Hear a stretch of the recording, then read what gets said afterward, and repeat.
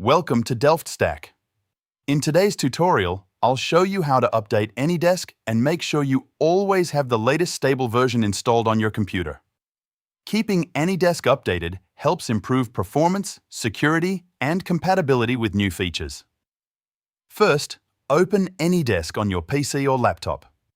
Once the application launches, look at the top right corner of the window and click on the menu icon with the 3 horizontal lines. A drop-down menu will appear on your screen. From the list, click on Settings.